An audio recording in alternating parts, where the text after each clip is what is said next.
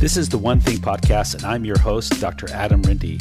The One Thing Podcast brings together leaders in functional and naturopathic medicine to discuss actionable information that may unlock puzzles in the areas of gut health, brain health, metabolism, and longevity.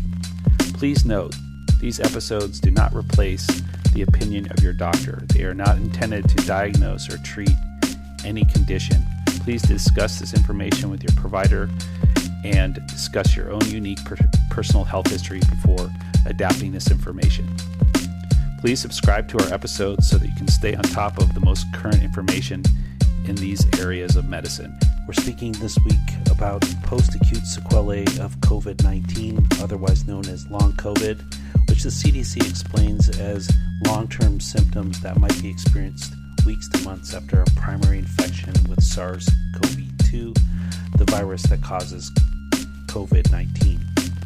These symptoms are extensive, with over 200 symptoms reported, ranging from general fatigue and weakness to sensorimotor symptoms, neurologic, digestive symptoms, and cardiovascular symptoms. Our guest, Dr. Amy Proal, has been looking at post-viral syndromes in her research for many years, especially in her work with myalgic encephalitis chronic fatigue syndrome. She is a microbiologist with an expertise in molecular mechanisms by which pathogens modulate human gene expression, metabolism, and autoimmunity. You can follow her on Twitter at microbeminded2. She recently used her knowledge and experience to author a highly cited research paper with her co-researcher, Dr. Michael Van Elzacker. This paper is called Long COVID, or Post-acute Sequelae of COVID-19, an overview of biological factors that may contribute to persistent symptoms. This paper is standing as a framework for clinicians and researchers to think through the long COVID puzzle and start treating it. In this episode, we walk through the paper and many other topics related to the biological factors of long COVID and discuss how this research will give us a roadmap to help patients start feeling better. So without further ado, I welcome you to the next episode of the One Thing Podcast. Dr. Proal, welcome back to the One Thing Podcast. It's great to have you back with us again. Adam, thanks for having me back. Yeah, so when we last caught up, it was, I think, in April of 2021, and we were talking about chronic fatigue syndrome, and we were going into some of the underpinnings of that disorder. And at the time we spoke, there was a lot coming out on long COVID, and we hinted to that a little bit in our discussion, but I would just love to hear what you've been up to since then. I think now I'm referencing things as to what variant was out at that time. So I think that was Delta time. Yeah, that sounds about right with Delta. I'm trying to think where I was exactly around that time too. I think already then I was doing research coordination as the research team coordinator and microbiologist for Polybio Research Foundation, which I'm still doing, and it's going really well. And what we're doing there is we are working with a lot of different research teams to set up collaborative projects to study ME/CFS still, but now also long COVID, and also to the capacity that we can post-treatment Lyme disease or chronic Lyme disease as well. And in fact, to the extent possible, as many diagnoses as we can that we call infection-associated chronic disease, which are conditions initiated or exacerbated by infection, which that's the central trend that we're seeing in all these different conditions where a patient gets infected with a pathogen. And in the case of long COVID, it's obviously the SARS-CoV-2 virus, but then an ME/CFS patient might get infected with Epstein-Barr virus, and that may initiate their case. So while we know there are differences in what can occur in those patients, there are also a lot of overlapping similarities, and that's one of the topics and trends that we try to study and try to tap into in our projects. Mm-hmm. I see. And around that time, I guess in June, you had a paper published that's really been quite phenomenal in getting the word out on having a framework of how to think through long COVID. Can you just talk about just the paper and how that came about and what the response has been since that was published? Sure. Yeah, that was a paper that I wrote with my colleague Mike Van Elziger, and he's a neuroscientist at Harvard. And we work closely together because one of the things that's brought us together as collaborators is I'm a microbiologist, so I follow a lot of the research and study pathogen activity in chronic disease. But a lot of where that happens in diagnoses like long COVID or ME/CFS is that the infections can impact the central nervous system. So, being a neuroscientist, he has a really amazing, honestly, encyclopedic knowledge of brain circuitry and how the brain functions, and also just a really good understanding of how environmental factors can affect those circuits. So, when we combine our shared thinking, we can connect trends that correlate infection to the central nervous system. And beyond that, as I think you know, I have also a background in microbiome research. And so we really wanted to bring in the collective activity of organisms in the human body into what we wrote about long COVID as well. So what happened is that we had already been studying ME/CFS, and that's a condition in which patients, the majority of patients, sustain a viral infection and don't recover. And so because of that, for years, we had already been studying these core trends and reading about core trends in that diagnosis, and also paying attention to, for example, other conditions linked to pathogens that lead to chronic infectious symptoms, for example, Ebola virus, right? Mhm. So I think there's a whole really cool understanding that post Ebola syndrome, well, that part's not cool. You know, people who get Ebola, a subset of patients develop really debilitating chronic symptoms. But that research community has really moved on that finding to begin to better understand what's happening in those patients. And what happened there is they began to collect samples from patients that went beyond just the blood or just beyond, conventional sort of testing. And they actually got breast milk samples, semen samples, samples from eye tissue, what are called anatomical sanctuaries. And they were able to still find RNA from the virus in those samples. So eventually it became known that post-Ebola syndrome seems to be a chronic infectious disease in which the virus actually persists in these low levels in these anatomical sanctuaries where it can still drive problems. And so when long COVID was starting to unfortunately become more of a thing and more patients were reporting chronic symptoms after the SARS-CoV-2 virus, we got a little frustrated, I'll be honest, because the narrative was that this phenomenon, the large narrative was that the phenomenon was a mystery, that we had no idea what was happening, that we weren't sure what we could do or what we could study. And meanwhile, Mike and I were just sitting on all this post-Ebola virus literature and all these other things and all the trends we'd seen in ME/CFS. So we decided that we should write a review where we pulled together and reviewed that literature and identified core trends that already had begun to be important in those diagnoses and begin to bring them directly into what we thought was happening with long COVID and get that out in a paper that we felt people could use at least as a guide to begin to study clear, concrete topics in long COVID. And that actually has happened. We were really glad that the paper was really well received and that a lot of groups have read it and, in fact, told us that it actually has formed a basis of a lot of the research programs that people are starting to put up, to do at a couple different places where at least just reading the paper, they had some more concrete ideas of what they should study and also how some of the trends that they should study could be interconnected. Congratulations on the paper again. And, I just noticed there was already 55 citations on Google Scholar of your paper. And it's also great to see how you collaborated with Dr. Van Elzacker, and I could see some of his influence as well in the paper with discussions related to the vagus nerve and the central nervous system and some of the nervous system components.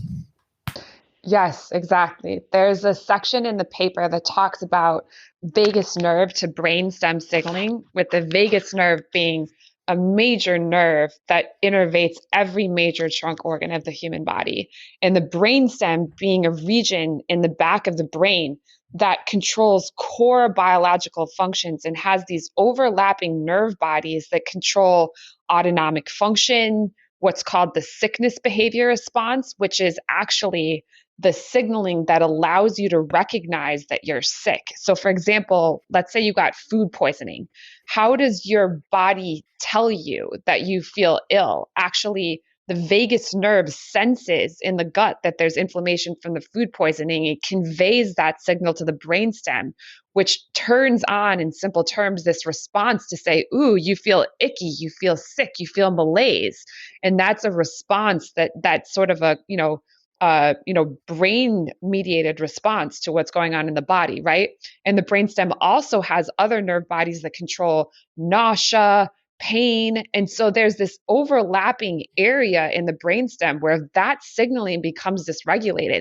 It can lead to a lot of the symptoms that we see in patients with long COVID and also ME/CFS. So for a while now, we've been really interested in that circuitry, the vagus nerve to brainstem. And so Mike describes that, I think, beautifully in the paper. And there's an image of those overlapping nerve bodies that I'm talking about. But what we did in the paper is we took the other factors that we mentioned. For example, the possibility that the SARS-CoV-2 virus doesn't fully clear from people, or that there may be reactivation of other viruses in some long COVID patients, like Epstein-Barr virus, or even just imbalance of patients' microbiome communities, the organisms in their guts or mouths. And we took those factors and we tried to explain how they and the inflammation associated with those issues could actually activate the vagus nerve to brainstem signaling in a way that could result in those sets of symptoms. So we try in the paper to connect the different topics in the paper and to that common circuitry. So yeah, Mike was instrumental in that, though. Without his expertise on that front, I wouldn't have been able to tie the environment to it as much as we did. Yeah, it really was helpful to have that in there. And I guess I want to back up and frame the conversation a little bit, because I can imagine landing on this conversation someone who's struggling with long COVID or post-acute sequelae of COVID-19, and just hearing all the different dimensions we're going to be talking about.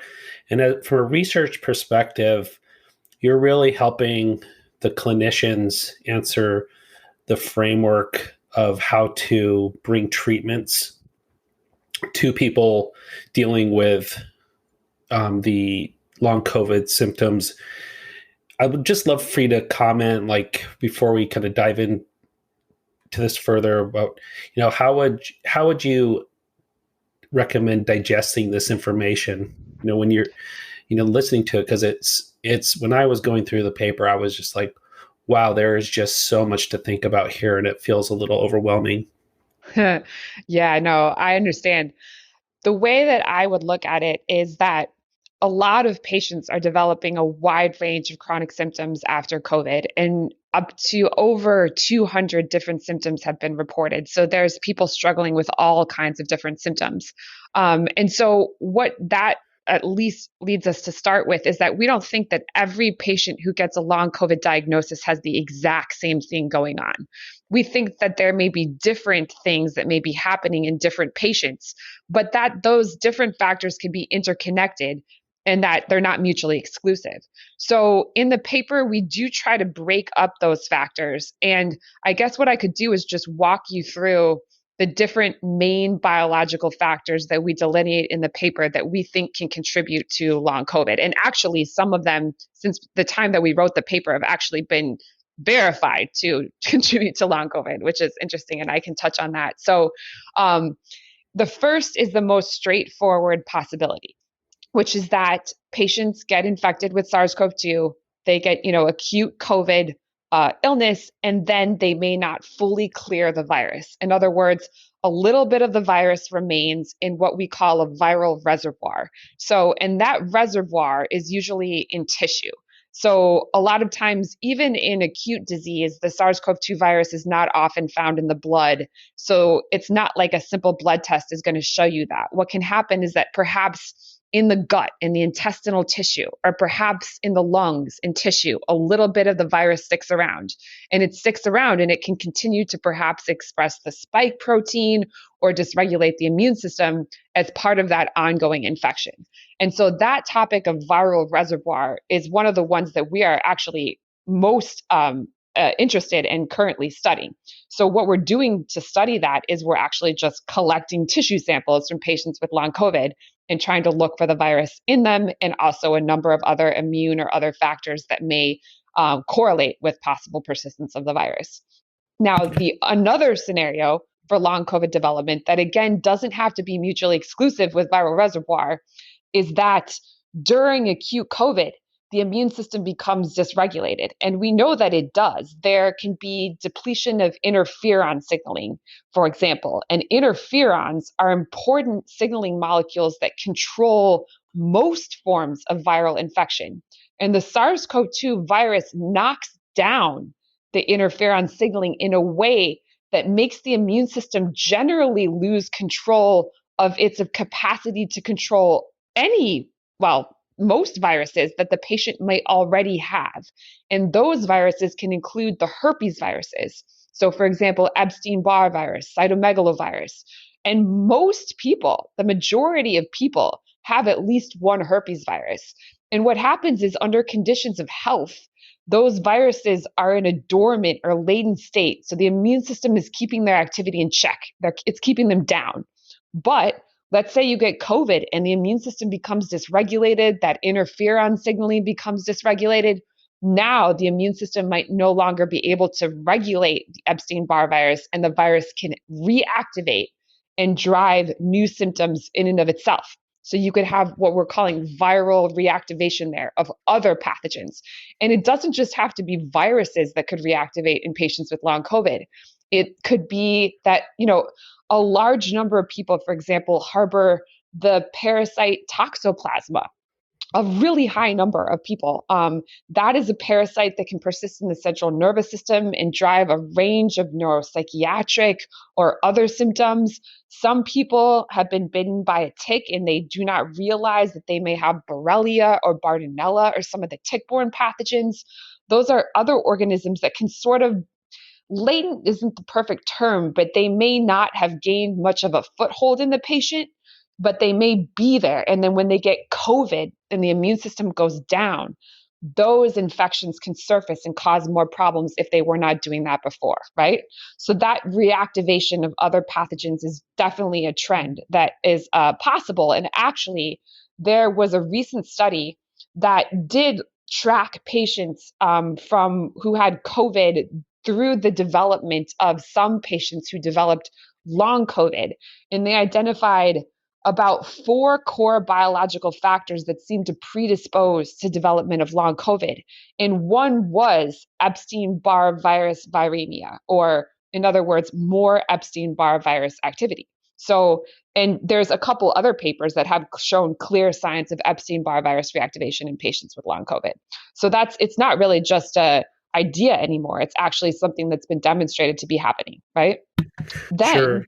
Yeah. And I'd like to just comment on that, Sure. Both from a patient's perspective and also from a clinician's perspective. And I think, it makes a lot of sense that if it seems like the COVID just kind of turned into just this extended illness, maybe the acute phase is over, and then it just seems like you just have felt sick ever since you had COVID.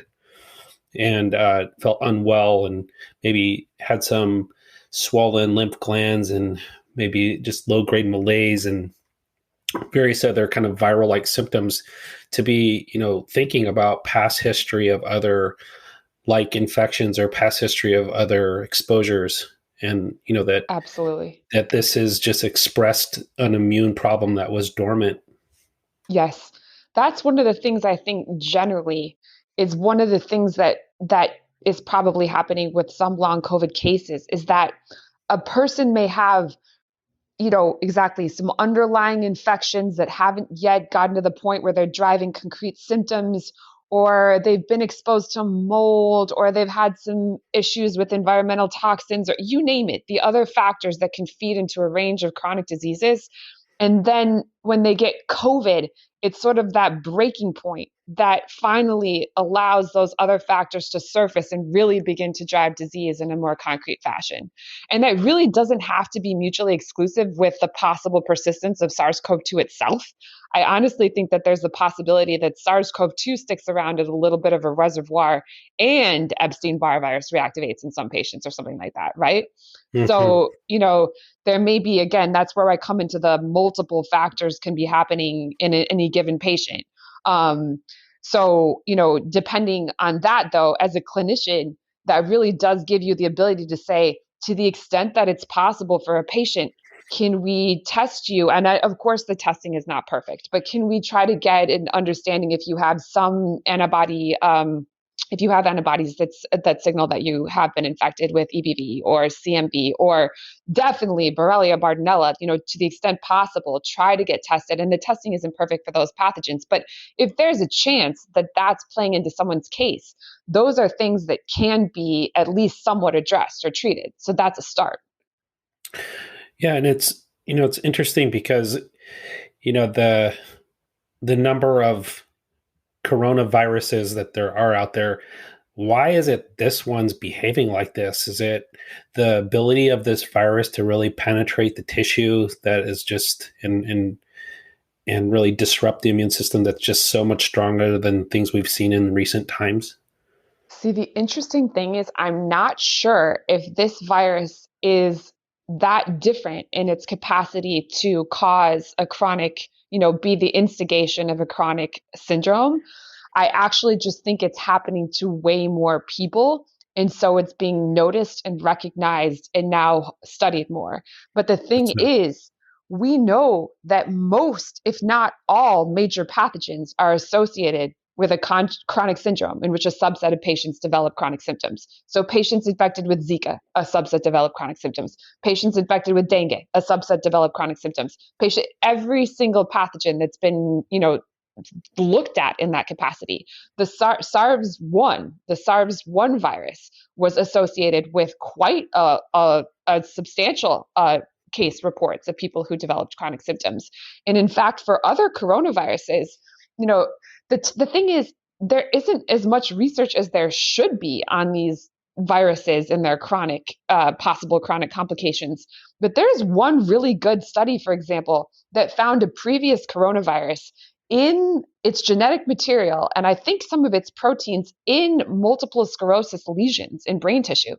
So there actually is evidence that some of these other coronaviruses may be able or can persist or can stick around in some patients and drive chronic sequelae. It's just that topic is not studied as robustly as it can be. And honestly, people like our teams that have done and supported some of the work on those other pathogens, we're not glad that long COVID is happening, but we're glad that this trend of actually taking the chronic possibility of a viral infection more seriously seems to be happening, because actually we need to do it for most pathogens. We need to really start to flesh this out. So I actually am not sure. It's one of the things is that, a lot of studies now come out saying SARS-CoV-2 can alter the metabolism of the cells it infects, and SARS-CoV-2 can infect the brain. And it's great that research is coming out, but actually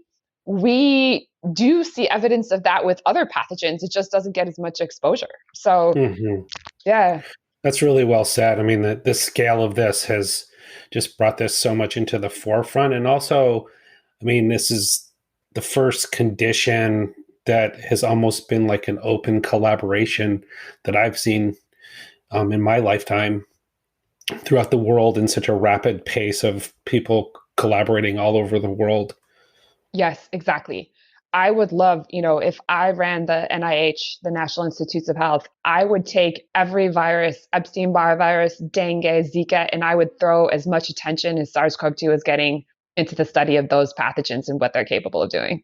So it is cool to see that happening with SARS-CoV-2, though. We're learning a lot about this one pathogen. Yeah.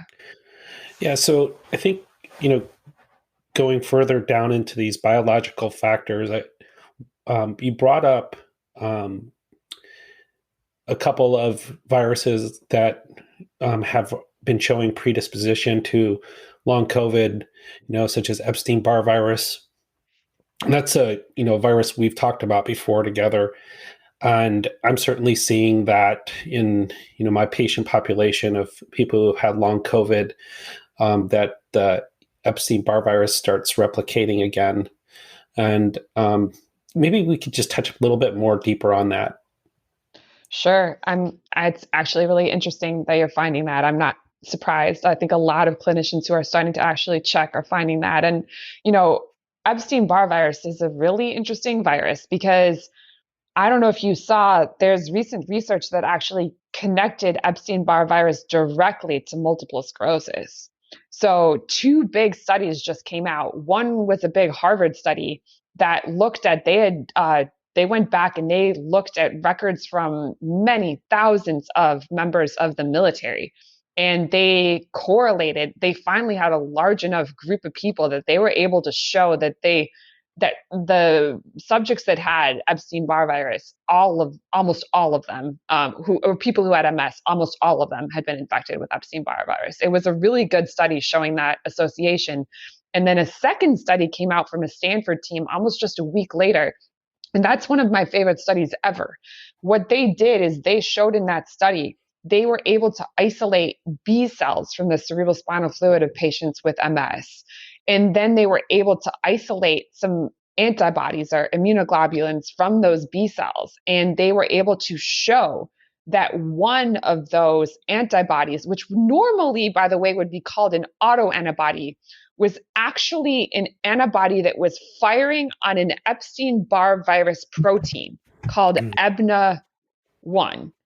And then that protein has a similar size and shape to a human glial cell protein in the brain that gets attacked in MS. And so what happens is an antibody tries to target the Epstein-Barr virus protein and it hits that human glial or immune cell that has a similar size and shape. And that's a cross-reactive.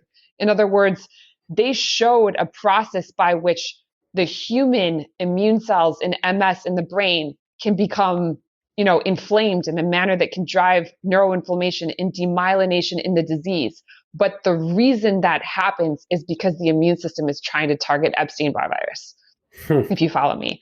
And that was really huge and very important to understand, because that comes into the topic of autoimmunity in a condition that's also tied to viral activity, because it's becoming more and more important. And the studies like that one that really make progress in understanding disease mechanisms are starting to not just study the virus in one lab and study an autoimmune type phenomenon in a separate lab. They're trying to connect them.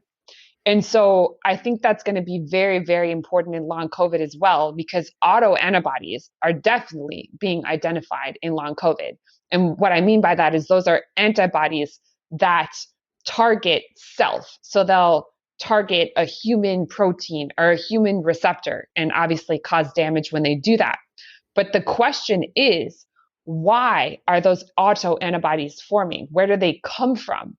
And it's very possible that the same phenomenon, which we call molecular mimicry, may be happening, where what's originally happening is the immune system is trying to fire on, you name it, any pathogen protein, another herpes virus protein, you name it, a parasite protein, a bacterial protein.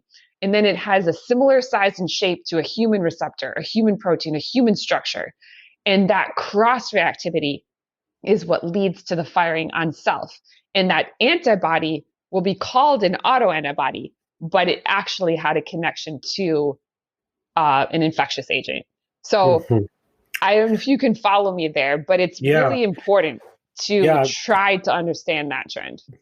Yeah, so I think from a clinician's perspective, like the two terms that we've talked about before, like neuroinflammation and just barrier breach. So we've talked about intestinal barrier breach, which can lead to autoimmunity. And then we're talking about his brain barrier, a blood-brain barrier breach, in certain people, would have more of a predisposition to this. For example, diabetics and people who are maybe, on certain medications or have certain lifestyle behaviors where they're at risk for barrier inflammation and intestinal barrier issues and brain barrier issues. And so I'm wondering if, sort of that kind of flags for patients who, may be more at risk for this sequelae of long COVID. Yes. So that's another factor that we describe in the paper, which is that we're all, as you know, seeded with trillions of interacting organisms in most body sites. And that's the human microbiome. And obviously, the gut has a high number of these organisms, these ecosystems of organisms, the mouth does, but actually, a lot of human body sites are now understood to harbor ecosystems of organisms, the bladder, the liver, other areas as well, the lungs, for example. So, what happens is, under conditions of health or balance, those communities persist in a state of balance. It's sort of like a forest or something. The animals are all, there's an ecosystem, balanced ecosystem. But again, if you get COVID and the immune system becomes dysregulated, that can allow potentially those ecosystems of organisms to collectively change the way they act, change their gene expression, and move collectively towards a state where they become imbalanced or dysbiotic. And that can drive a large number of symptoms. And as that happens, usually there becomes a more pro-inflammatory environment where you're going to see more pathogenic, more virulence in the organisms in those ecosystems. And as more inflammation becomes associated with that, that can begin to wear down the barriers like the gut lining, the oral, gingival lining that usually keeps those organisms and their products sort of contained, right? And so you can get leakage into the blood of all kinds of products, right? So bacterial products, potentially bacteria themselves. And obviously, for example, that could be compounded if the SARS-CoV-2 virus itself persists in a little reservoir itself, because there was a really interesting study which was looking at patients. It was a Mass General team here led by Lesso Fasano, who's a really cool researcher. And he was looking at the multi-system inflammatory syndrome, which is a condition in children where children become infected with COVID. And then even sometimes when the initial infection is mild or even asymptomatic, a couple weeks down the road, they all of a sudden have a huge inflammatory response that can be deadly. So he was trying to figure out what was going on there. And he looked in the gut and found the virus still. So he found that the virus had not fully cleared from the guts of children with this multi-system inflammatory syndrome. And what was happening is that the gut lining was getting worn down by the infection. And they actually measured that by measuring zonulin, which is a marker of intestinal permeability. And they could show that was predisposing towards gut leakage. And then the spike protein of the virus that was still there in a little capacity in the gut was leaking into the blood. And that was catalyzing the immune system in genetically predisposed children to just flare up. Right. So you can imagine. Yeah. That's just amazing. He's Dr. Fasano is who discovered zonulin, right? So yes, that's his thing. Do you know if they were checking it in the stool or the blood? They were checking, to my knowledge, in the stool, but I'd have to double check. And then they did give some of the children a zonulin, restoring drug. I'd have to look at that. Yeah, it helped. Yeah. Yeah, I saw that they're developing that drug. It's supposed to, be a potential treatment also for celiac in the future. Right. So it's fascinating. Right. It's interesting because, like, even just to kind of back up a little bit with these symptoms of barrier breach and the microbiome and the dysbiosis and leaky gut and just kind of that whole scenario, that people who may have had a predisposition for this already, like IBS or Crohn's or colitis or other conditions, and then they got COVID on top of it. Or maybe people who didn't even know, they just never really pay attention to their gut. And all of a sudden, since COVID, they're having like brain fog and nausea and reflux and all these kind of like symptoms that they've never really dealt with, and brain fog being just kind of like a constant kind of cloudiness and malaise and difficulty thinking and processing. Yep. That's the kind of thing you're talking about, right? That is exactly what I'm talking about, because imagine that exactly. Your gut, the microbiome ecosystem in your gut isn't in great shape, let's say, but you're getting by, right? Then you get COVID. Then perhaps SARS-CoV-2 gets into the gut. Maybe it takes a while to clear. It sticks around and it starts to wear down the gut lining. Now all the other organisms go, wow, this is a great atmosphere for us to get involved too. Let's change and let's shift to be a little bit more pathogenic on our own as well. Now their products are starting to leak through the gut lining too, and you can just start to see there how that can, sort of snowball, where you may have some effects from SARS-CoV-2, but then the rest of the organisms coming in, and all of a sudden now you have someone who's pretty sick and has a lot of leakage of products that should can be really pro-inflammatory into the blood, and that actually can exacerbate a finding that's really interesting in long COVID, which is that one team led by Dr. Risa Pretorius, who's a researcher in South Africa that we collaborate with, she's actually found what they're calling microclots in the blood of patients with long COVID. In other words, the blood of these patients seems to have, at least in a test tube, has little clots that she can isolate. And the reason that those clots seem to form, at least one of the reasons, is because they're also associated with platelets, which are red blood cells that become hyperactivated. And that's part of the clotting process. And platelets can sense the way that platelets become hyperactivated is they sense a wide range of bacterial and viral products. So for example, the spike protein. If platelets sense the SARS-CoV-2 spike protein, they will hyperactivate clotting. There's a huge process there that can stimulate coagulation. But also platelets activate in response to bacterial products or LPS or other signaling molecules that can leak into the blood when the microbiome just itself becomes imbalanced, right? So the clotting that's actually being more characterized in long COVID patient blood can be directly tied to or even catalyzed by, microbiome imbalance and dysbiosis and leakage of products into the blood, right? Which can then become its own problem too, where the blood becomes coagulated. And then if the blood is coagulated, it has trouble perfusing the body and it may not get into the smaller blood vessels or the capillaries. And then if that happens, the person may have trouble because blood carries oxygen with it. Oxygen may not reach as many tissues as it should in the body. And indeed, there are a couple teams that have shown that long COVID patients seem to have problems with oxygen extraction from tissue or just oxygenation of tissue.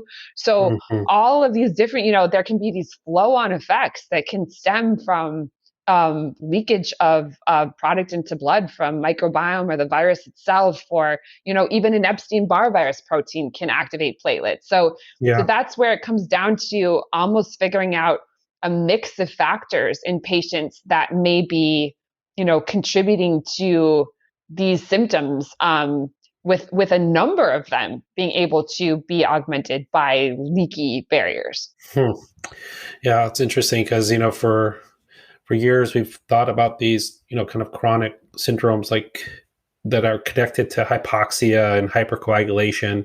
And now that we're on the topic of platelets, like mast cells also can activate platelet hypercoagulability, right? Or I thought there was a connection there.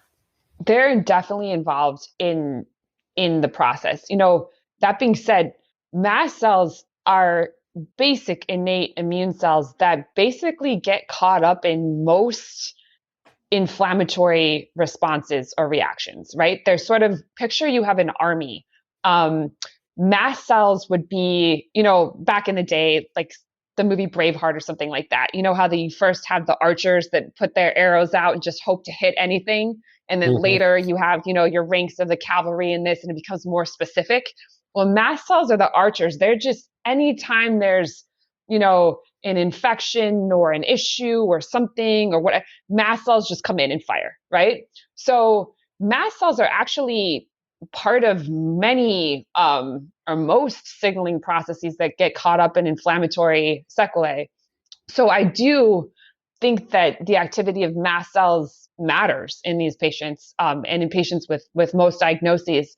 But that being said, when it comes to diagnoses like MCAS, I do think that patients will have activated mast cells, but at the same time, I think it's important in the MCAS community to begin to better look for environmental factors that the patient may have that can be activating the mast cells. Because, for example, if you have an unaddressed infection, so for example, let's say you didn't fully clear the SARS-CoV-2 virus, that will continually lead to mast cells will be recruited and being like, why is the virus still here? Why is the virus still here? What's going on? What's going on, right? So if you don't address, if you don't address some of the underlying, same with microbiome imbalance, the collective imbalance and the inflammation that results from microbiome dysbiosis, mast cells will continually be active to say, what's going on here? It's imbalanced. This is not good. There's activity of more pathogens. So all of that will keep mast cells active, right? So I do think that in MCAS, patients will take the antihistamines to kind of control mast cell activity, which I think can help with symptoms. But I also encourage people, and I'm not a doctor, to think though, to make sure that you also address, to the extent that's possible, the microbiome dysbiosis, the possibly reactivated Epstein-Barr, because those are all issues that will keep mast cells perpetually active, right? So so in other words, mast cells will always be an issue as long as there are any of those factors are happening. Yeah, it's interesting because, and I've validated this with other people I know who care for the mast cell community, is that mast cell patients have been sort of addressing these underlying drivers for a long, long time.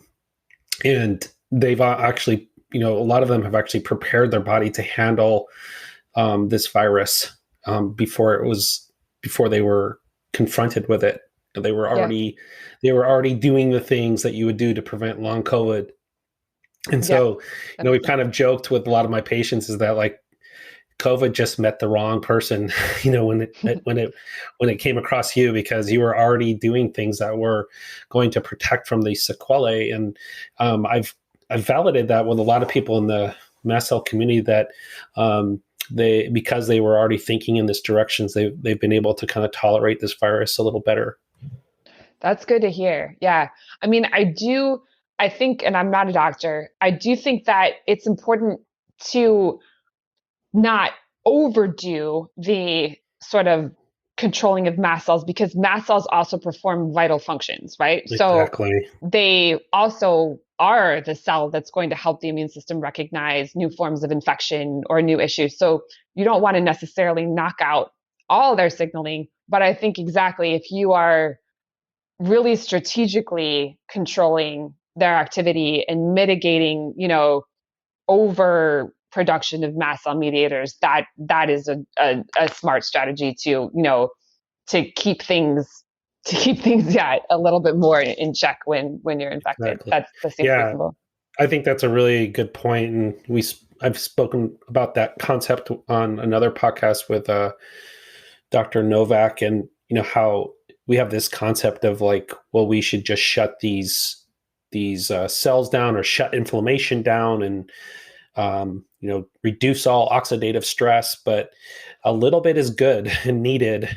And we have to really look at the sweet spot between too much or too little. If you go too little, then the immune system misses some of its first response. Absolutely. See, that's the thing, is I think it's a matter of exactly figuring out that sweet spot, which may even differ from patient to patient, because exactly reactive oxygen species, which are produced by mitochondria, are a huge and important part of mitochondrial defense, right? So mitochondria themselves can become infected. And in fact, I wrote a paper last year, again with Mike Van Elziger, the same person I wrote the long COVID paper with. And that paper just walks through the mechanisms by which a broad range of pathogens directly infect mitochondria, hijack their activity in a manner that totally leads to changes in ATP production and all kinds of changes in metabolism that can be correlated with chronic disease. And the reactive oxygen species produced by mitochondria are what mitochondria use to fight back against that hijacking, right? So you don't, in my opinion, from a scientific perspective, you wouldn't want to eliminate that, but you do.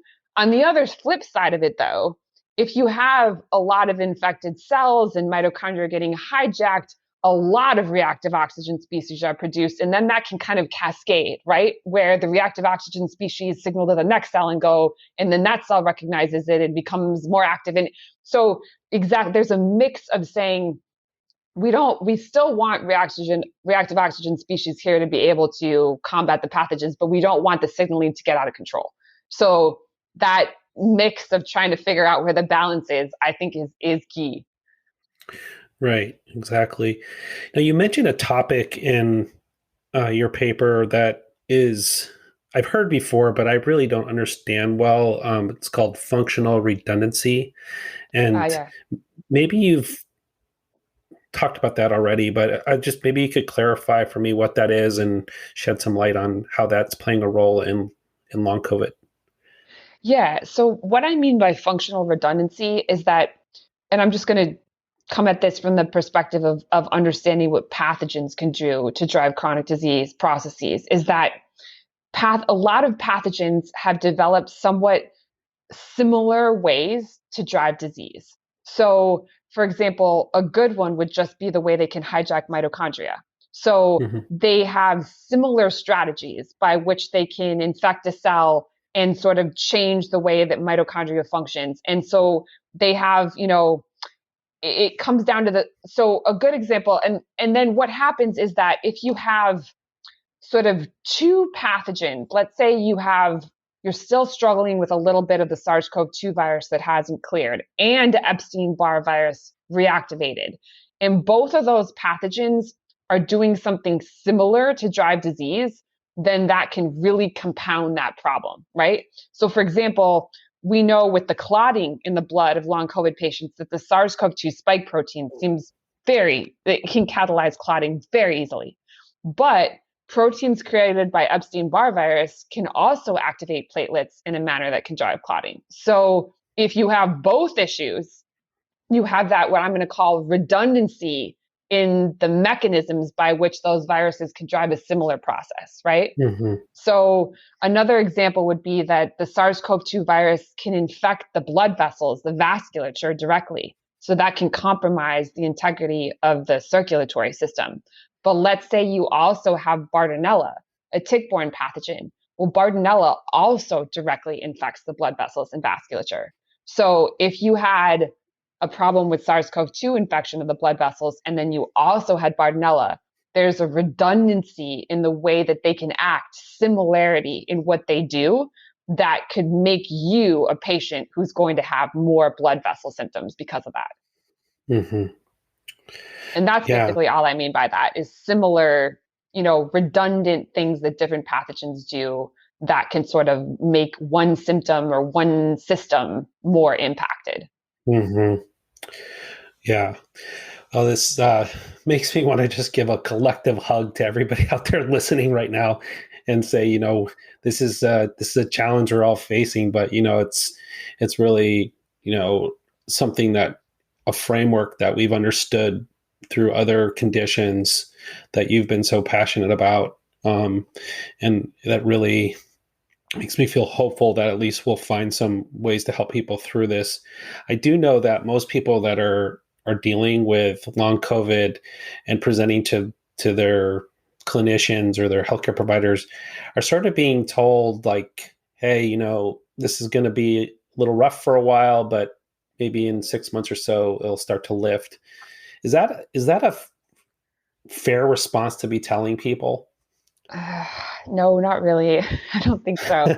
I mean, again, we go into there's a lot of different patients who are getting chronic symptoms. And I do understand, for example, that there are some patients who had a severe case of COVID and they were hospitalized and they ended up in the ICU and they had to be put on a ventilator and high dose steroids and a lot of other medications. And in those cases, it would not be surprising that it takes time to recover from that situation, right? And Mhm. so under those conditions, there may be patients that just need time to recover from all of those insults and they may potentially stabilize in 6 months. So it's not impossible that that could happen, right? But then you have these other patients with long COVID, and this is one of the key things we're seeing in long COVID is it's not just developing in patients who had severe disease. A lot of patients who are getting long COVID were asymptomatic or had mild cases of COVID, right? So Mhm. in that instance, something else is going on, right? I mean, that's almost the opposite trend in which patients didn't really feel that bad right away and then slowly started to get sicker and sicker, right? Now, Right. in those cases, I don't know, but the clinicians that I'm in contact with are not necessarily at all seeing that those patients improve if they're not helped, right? Yeah. So that's a different scenario. And we would know very well from studying ME/CFS and also, post-treatment or chronic Lyme disease that no, if you leave a patient with ongoing issues after an infection and you don't treat, they remain ill. That is, to me, that's wishful thinking. It's not Yeah. correct. I'm really glad that you mentioned that, because, and I do think that people who are um, experiencing a shift in their health since COVID, really need to link up with providers that will take them seriously and will have assertive steps. Now, not everybody will be able to afford, the things that are necessary to get to the bottom of this. I know. So we have a big kind of public health dilemma with this. And um, however, I think there's a lot to think about with that, and how to serve people who, can't dig into the viruses that are maybe undergoing, or can't look at the gut and dysbiosis patterns, or test if they have any vector-borne illnesses that have resurfaced. It's quite a challenge, but some people can um, have those resources, and potentially we'll be able to develop questionnaires and other more affordable ways to help start the process of treatment. Yeah, I agree. That's one of the things that I find most frustrating and hard to deal with these cases is that, as you well know, in a mainstream medical appointment, you get 15 minutes if you're lucky with a doctor, and as well intentioned as they may be, they rarely even have time to ask what you're eating or what's going, just any kind of even lifestyle questions or anything to begin to sort of you know, even understand some of the factors that may be contributing to your case. And that's a Yeah. huge problem. So, as you know, it's actually patients who often have to, pay out of pocket and see someone who can spend more time with them. And I'm so glad that some patients can do that. That makes me really happy. But I really worry about those that can't. And that's Yeah. why we try so hard to do this research because there are practitioners like you and other practitioners that can already, and I'm not saying that we need a lot more clinical trials, a lot more research, but there are some things that you can already do to help these patients, right? Right. That you've been using. And you know, we need to do the research to really keep showing that those factors matter, that those factors are happening in patients so that they can become integrated as the standard of care for all patients, Hmm. that it doesn't become just select knowledge, that it becomes that's the goal. That's why I stay in research is to try to create a knowledge base for these topics that can be really drawn upon by hopefully the average physician, the uh, core institutions. But that is it's a difficulty. And now with so many patients getting sick with long COVID, we're overburdening the system more than ever, which is really, really, really problematic. Yeah. Yeah. And, I think the the algorithms and the questionnaires and the screening tools and all those things that are born from research are really a good bridge to cut down on the costs and provide clinicians with a way to get the ball rolling and advising patients on how to start feeling better. And I think it's up to the clinicians also to provide free education and things that are safe for people to have access to, and get this information out to people, because it's sort of, we just all have to kind of throw ourselves into this for a little while. Definitely.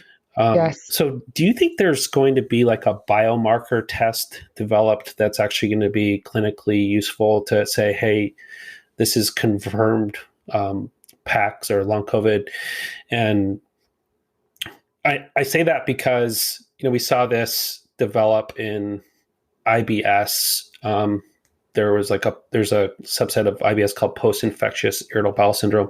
Mm-hmm. And over the years, there's been an antibody that test that's come out called antivinculin.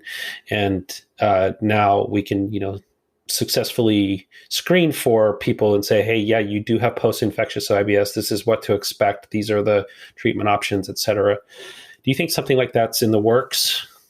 Yeah, I think that there will probably be a mix of biomarkers. I don't think there's going to be one long COVID biomarker. And that really goes back to the fact that every patient may not have the exact same thing going on. So there's unlikely to be this one consistent, solid biomarker that every patient has. Although the closest thing to that thus far would be the clotting, would be sort of the microclots, or how hypercoagulable the blood is in these patients. If you can measure that, you can already show that there's something pretty abnormal going on there. Again, you can also kind of show that the platelets are hyperactivated.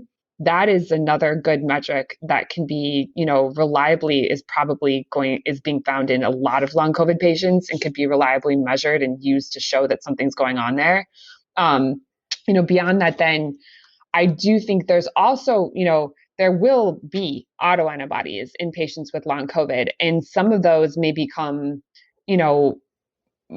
obviously testable autoantibodies that can be used as a signal that there's some disease going on. But like I said, you want to be aware of that trend in which autoantibodies are increasingly being shown to form in response to infection or pathogen proteins. Because when you find an autoantibody, which can be a good biomarker, then you come to this decision of how do I treat, right? Mm-hmm. And that is, if you just consider it to just be just an antibody that targets self, you will go down an immunosuppression route, right? Right. If you think that there's a possibility that, for example, like in that MS study I described before, that what we're calling an autoantibody is actually an antibody that is hitting, for example, an Epstein-Barr protein and then cross-reacting with human protein or structure, then if you can control the pathogen like Epstein-Barr virus, you will get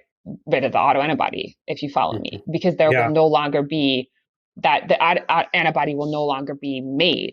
So, I was recently was talking to the lead author of that study with Epstein-Barr protein and the mimicry and autoantibody in MS. And now there is a shift in thinking there, for example, just from that finding, because obviously immunosuppression is the standard of care for MS to a large degree, but now they're going to come in and really try to go after the virus more, right? Mm-hmm. So that's an interesting decision to have to make, because if you suppress the immune system, it can aggravate the viral infection, right? Mm-hmm. Because if you look at a drug like Humira or something that can suppress the immune system, the first side effect of the drug is increased risk of infection, right? Mm-hmm. So, and it's the immunosuppression that can actually cause reactivation, So I think it's going to be important to take something like an autoantibody and to not just to use it as a potential biomarker, but also to go further and dig into why it was created and track backwards from there to be able to understand the treatment that might follow from that, right? Yeah. So But I do think there will be some autoantibodies that will probably be found consistently in long COVID patients. Definitely autoantibodies to the G protein coupled receptors. There are certain receptors that they've been found in ME/CFS patients. Now they're being found in some long COVID patients. So there might be some signal there. Obviously, there will be indications of the viral reactivation or other, anything you can measure there will be helpful. Mm-hmm. I wouldn't know if that counts as a biomarker, but obviously that would be measurable markers in patients that you could try to assess. And then also there are some teams that are reporting, immune signatures in patients with long COVID. There's actually one team that's kind of finding an antiviral type immune response. I think they've yet to publish that may be a little suggestive of ongoing viral reservoir, actually, in some patients. There are some other teams that have just found, in continued cytokine expression, sometimes reduced T cell signaling, I think a little bit. So it may be able to pick up on some of that through immune profiling again. You want to start asking the question, well, why is that inflammation being picked up on in the blood? Because obviously, if there's something like leaky gut, it'll cause inflammation in the blood, right? So you want to sort of begin to continue to ask why you're seeing inflammation. But I do think it's possible that from blood testing, you might be able to get some immune signatures that could be biomarkers, some autoantibody signatures that could be biomarkers, some clotting signatures that could be biomarkers, and also some signs of potential, pathogen reactivation that could be biomarkers. And at least that would be a sets of biomarkers to work off of. And then for neuroimaging, we have some preliminary data showing that microglial cells in the brains of patients seem to be more active. And so there may be some metrics that can also be picked up through imaging that can also sort of indicate that there's inflammation in the brain as well. Interesting. Yeah. Do you think this population of patients will be eventually advised to kind of continue to get boosters and go down that route of vaccination? Yeah, it's a tough one because, I'm in touch with a lot of patients and doctors that are treating these patients, and it goes both ways. In fact, there's a team at Yale who's actually just been studying vaccine responses in patients with long COVID, which is great. And it's interesting because some patients report that their symptoms improve after the vaccine, and other patients report that their symptoms get worse. So again, that goes back to the fact that, there may be some differences in what's driving chronic symptoms in different patients. One hypothesis is that in patients who respond well to the vaccine, that may be actually helping to clear up reservoir of the virus. In other words, if you still had some virus that you hadn't managed to fully clear, and you got the vaccine, that, new influx of antibodies might help you clear that remaining virus, right? That's possible. It doesn't have to be, but it's possible. Also, there's been some reports, and I think one industry-sponsored study that showed that monoclonal antibodies might be able to help with some long COVID symptoms. And that would be a similar trend where maybe if you still harbored some virus, those antibodies could help clean it up too, right? But that being said, some patients have felt worse after the vaccine. And I'm not saying that there's a problem with the vaccine. I'm saying that there may be something wrong with the patient, right? In other words, that they respond differently to the vaccine because their immune system or other factors are not okay, Right. So in those instances, I would hope that it would be a decision on a case-by-case basis. Exactly, I think that at this point, people need to, it's a tough one. You have to be juggling these different factors because the problem is you don't want to get COVID either.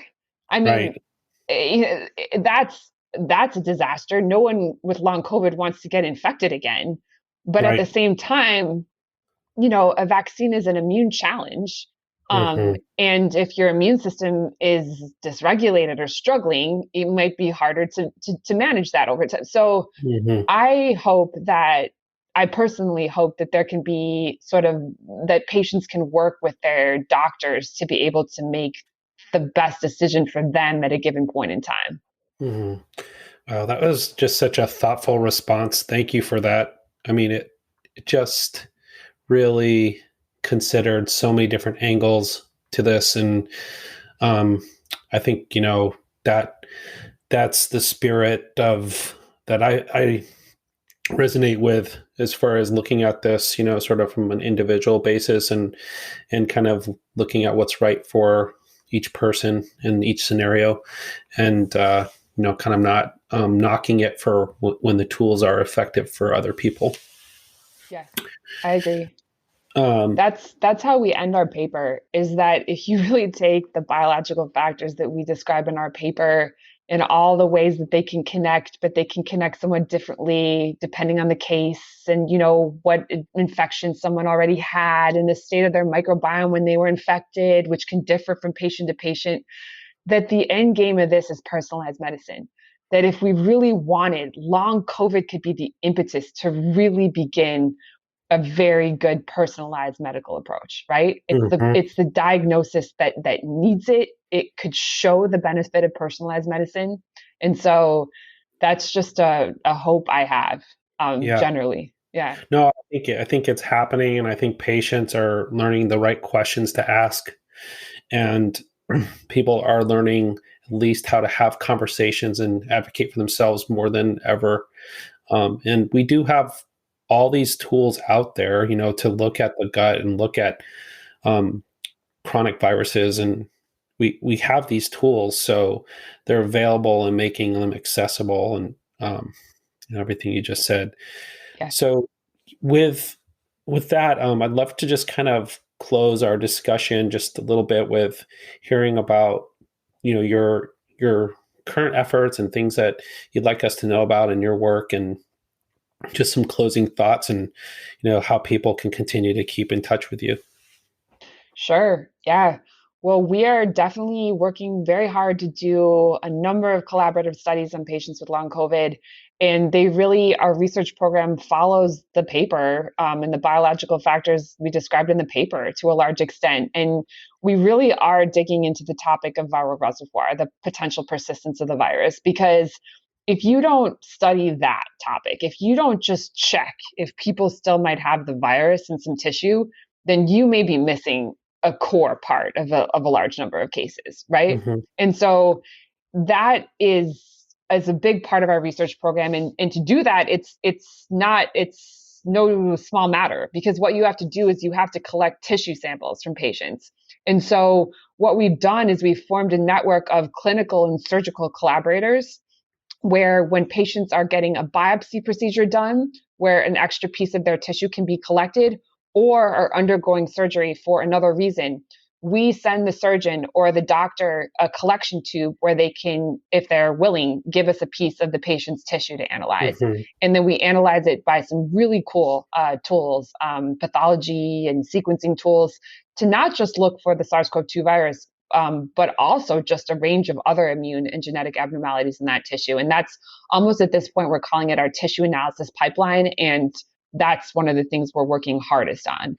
And then after that, we are working directly with the team that's finding the microclots in long COVID blood. And we're even extending that study to ME/CFS to try to understand if the clotting is happening in those patients as well. We're also doing a couple of neuroimaging studies, one where we're trying to better understand the brain fog signaling in patients with long COVID, because there's a region of the brain that's really important and involved in cognitive control.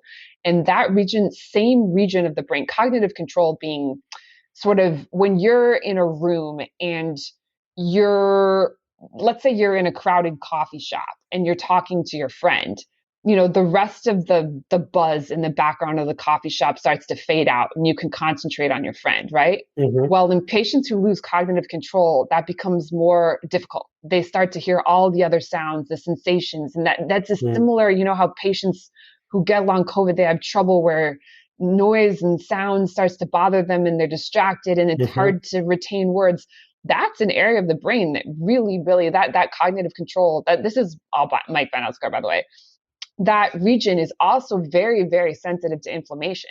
So it's this overlapping region where if you have ongoing inflammation in the body for a number of reasons, that region can become problematic. And so we're doing a long COVID imaging study to just really characterize what's going on with that. That involves a challenge in the scanner where patients actually have to sort of do a cognitive task involving numbers so that we can actually sequence and image their brain while they're doing that to be able to better note how that circuitry is functioning. We're also doing another imaging study in a 7 Tesla really high resolution scanner that looks at, cerebral spinal fluid flow and vagus nerve signaling in patients with long COVID that have structural issues, which is a separate topic, but related into this. And when we do the imaging studies, what we do is we'll collect blood, and in some cases, when we can, cerebrospinal fluid from patients and other samples, so that we can work off those samples to look at other immune markers or other issues. And then we can begin to correlate what we might find in patients' blood with what we also find is going on in their brains. In other words, we're trying to take patients and really work up the same patient so that we can begin to say, oh, we have data on what's happening in their brain. We also have data on what's happening in their blood. We also have a piece of their tissue, right? So that we can correlate the different biological abnormalities we may be finding and better understand how they're connected.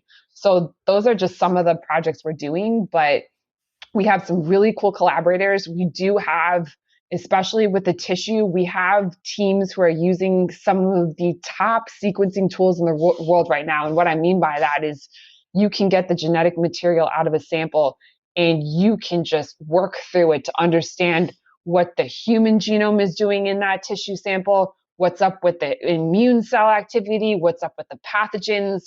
We can find if the SARS-CoV-2 virus is there, but also the bacterial content, the fungal content. We can start to correlate a lot of factors. So we're lucky to work with teams that have some really cool, some of the latest tools that are able to really take advantage of getting new samples. So Amazing. we're energized and we're moving forward with that approach. Wow. Things are really taking off since you headed back east, huh? That's really great to hear. So, and I know you're really active on Twitter and you post a lot of great material on Twitter. What about like links to your lab or research studies? Where do people follow that? Yeah, I would say that following my Twitter is actually the best. I post on there. My Twitter is microminded2. I actually post updates on there, and sometimes we'll just link to findings or papers that are relevant. And it's funny, I started my own podcast, which I know is a little ridiculous, where I interview my own colleagues so that people can better understand what we're doing, because I end up having these incredible conversations with our collaborators who are some of the smartest people in the world working on these patients. And then I come away from the conversation thinking, wow, and I'm glad I know that, that was cool. And so what I decided to do is just start to record some of those conversations. So you can actually see on my Twitter and you can listen to some of those interviews, which I'm going to keep doing, where you can actually just hear a lot of our collaborators or just scientists doing good work talk about what we're finding and what we're doing. That's awesome. Well, I'll put all those links in our show notes, and sure. It's just always so wonderful to speak with you. You're definitely one of our all-time most popular guests, and you're one of my heroes in the space here. So I really appreciate that you make the time for me and for our audience. Well, thank you, Adam. I'm just so glad that you're seeing and treating these patients and treating them with dignity and helping already identify things that may be able to be treated or to be helped. That really helps me feel better. So I appreciate knowing that that's happening. Well, thank you. Yeah, we got a lot of community of people out here trying to help. And so, any of the listeners need help with people in their area that might be able to help them, I'm always willing to try to link you up with like-minded clinicians. So yeah, okay. Well, thank you. And I'll just continue to follow your work, and, I welcome you on anytime you want. Thank you, Adam. All right, let's touch base again then soon. Okay, take care. Thank you. All right, bye. Thank you so much for tuning in to this week's episode of the One Thing Podcast. Please share these episodes with your friends, loved ones, colleagues, patients, healthcare providers, anyone who you feel might benefit from hearing these informative interviews. We tend to learn best from people sharing things with us. That's often the first time it's introduced. So don't hesitate if the content of these episodes reminded you of someone that might benefit from it. Forward the episode to them, and I'm sure they'll either appreciate it or be appreciative that you've thought of them. So once again, we'll look forward to seeing you next episode on the One Thing Podcast. And again, much appreciation for you being here with me.